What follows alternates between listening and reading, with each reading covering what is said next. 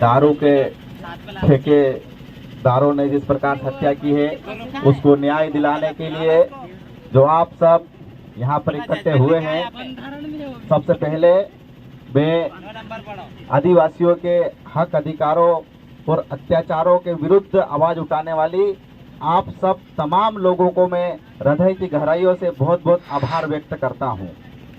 और कम से कम खरगोन के लोग बहुत किस्मत वाले हैं कि कम से कम उनके लिए आवाज उठाने के लिए आप सब लोगों का आज जमीर जिंदा है, तो इतने लोग यहाँ पर उपस्थित हुए हैं।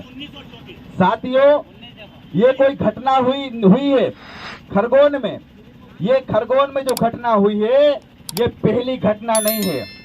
एनसीआरबी के आंकड़े उठाकर देखेंगे तो पूरे भारत में सबसे ज्यादा अत्याचार आदिवासियों पे किया जा रहा है तो वो मध्य प्रदेश में किया जा रहा है। साथियों, ये एनसीआरबी के आंकड़े बताते हैं और बहुत जिम्मेदारी से बात कर रहा हूं मैं। इसे कोर्ट में भी चैलेंज कर देना, जितने लोग सुन रहे हैं इसको मैं डिफेंड करने के लिए तैयार हूं। साथियों, पूरे भारत में सबसे ज्यादा अत्याचार होता है तो मध्य प्रदेश में होता है। वो चाहे खरगोन की घटना हो लो, इससे पहले एक भाई को जान से मार दिया उसकी घटना हो लो, मानपुर की घटना हो ले, नेमावर की घटना हो ले, एक भाई को गाड़ी के पीछे बांध कर घटना की गई है।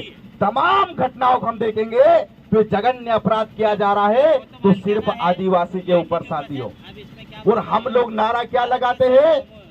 जय जोहार का नारा है, भारत देश हमारा है। क्या नारा हमारा चरितार्थ है? साथियों, आज कहने हम कहते हैं साथियों, इस देश के मूल मालिक आदिवासी है, लेकिन इन्हीं मूल मालिकों को ये लोग आदिवासी और मूल मालिक समझना तो बहुत दूर की बात है, इंसान को इंसान तक नहीं समझते हैं। मैं आपको गारंटी दे रहा हूं, आज हमारे दिनेश भाई की हत्या की गई, उसकी जगह अगर ठेकेदार की हत्या की जाती तो ये गांडू हमारे सांसद और विधायक विधवा विलाप करते मिलते उसकी अर्थी के सामने। क्योंकि हमारा दिनेश भाई कौन था? वो आदिवासी था, आदिवासी था, गरीब था। अगर वो किसी अन्य समाज का होता तो मुख्यमंत्री और गृह मंत्री और तमाम हमारे गांडू विधायक 47 के 47 उसको 1 करोड़ रुपए का न्याय देते और हम तालियां पीटते। उसके घर में बुलडोजर लग जाती, उसकी हवेली पे बुलडोजर चला दिया जाता, लेकिन मरने वाला कौन था? आदिवासी था। हम कैसे बोल सकते हैं कि जय जोहार का नारा है, भारत देश हमारा है? हमारा भारत देश तो है, इसमें कोई संदेह नहीं, लेकिन जिस प्रकार से हमारे 20 से गांडू लोगों की पैदावार बढ़ गई है, तब से आप और हमको सड़कों पर बैठना पड़ रहा है। आपने देखा होगा साथियों, पिछली बार इसी सभा में आया था, खरगोन में आया था, और हमने बोला था यहाँ के लोकसभा सांसद गजन पटेल को भी। गजन पटेल कौन आदमी था? हमारा आदिवासी है ना। हम किस लिए वोट दिए उसको? आदिवासी सांसद है, राज्यसभा में सुमेरी सोने किस लिए बोले कि हमारी आदिवासियों के मुद्दे उठाएंगे। हमारे 47 विधायक किस लिए वोट दिए कि हमारे लिए मुद्दे उठाएंगे। लेकिन ये मुद्दे क्या उठाते हैं? किसकी पर्ची निकलेगी बाणेश्वर बाबा के दरबार में, किसके लिए कितना चंदा देना है बाणेश्वर बाबा की तरफ से, इस बात के लिए बनाया क्या हमने? तो जैसे ही हमारी एक सोने की लंका जो रावण की थी और उसमें एक विभीषण पैदा हुआ, पूरे सोने की लंका को दहा दिया गया था, ऐसे विभीषण सोचते हैं।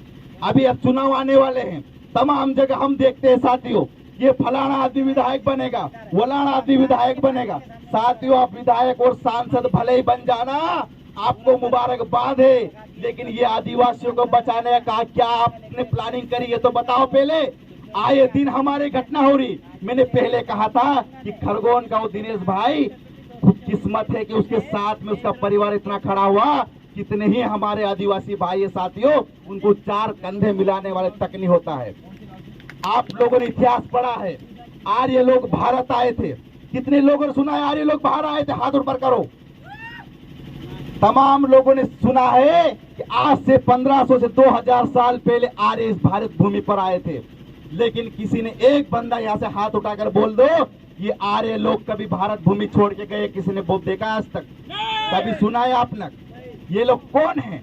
आज हमारे यहाँ नेटिव लोगों के खिलाफ जो षड्यंत्र किया जा रहा है, ये मध्य प्रदेश नहीं है। आपने देखा होगा मणिपुर पूरे 85 दिनों से जल रहा है, वहां पर कुकी और मेतई लोगों के खिलाफ संघर्ष हो रहा है, वहां कितने ही आदिवासी मारे गए, पूरा का पूरा स्टेट जल रहा है। हमारे यहाँ तो कम से कम इतना संघर्ष और इतना है, तो प्रदेश का शिवराज, जिसको मैं स्वराज बोलता हूँ, वो हमारे खिलाफ अत्याचार तो करता है, लेकिन उसकी इस बात से फटती है कि ये लोग इस खिलाफ खड़े हो जाएंगे या फिर खरगोन का शिवराज वर्मा हो, उनको मालूम है ये लोग आवाज उठाएंगे। तो साथियों, आप लोगों की एकता हमेशा बनाए रखने, मैं पहले बोल रहा हूँ, विधायक सांसद ये सब बनते रहेंगे।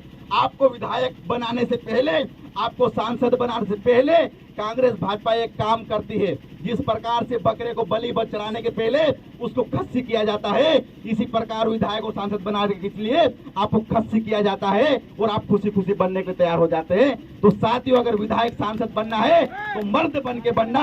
ये खस्सी 47 विधायक हो, ये कितने हमारे सांसद हो, ये किसी काम आने वाले नहीं है, न आज काम आने वाले हैं, न आने वाले समय में काम आने वाले। इसलिए बनना हो तो मुझे पर ताव दे कि समाज का सहारा लेकर बनना, वरना खस्सी फस्सी तो कितने आएंगे, ये कोई काम के नहीं है। और आने वाले समय में और हमारे साथ विपरीत परिस्थिति साथियों, ऐसे चुनाव आते रहेंगे, लेकिन हमें यूं ही एकता बरकरार रखना है। मुझे पता चला कि हाँ भीम आर्मी, जयस और तमाम संगठनों को एक बैनर तले लाने का काम कोल्लू खोड़े और मोहन भाई वो तमाम इस टीम ने किया है, उसको तहे दिल से धन्यवाद देना चाहिए। इसलिए भी बहुत मेहनत लगती है साथियों, एक एक क्षेत्र में लोगों को लाने के लिए बहुत मेहनत लगती है, और हम लड़ेंगे। और फिर बोल रहे हैं हम कि जीतेंगे, लेकिन इसके लिए हमें एकजुट बना रहना पड़ेगा।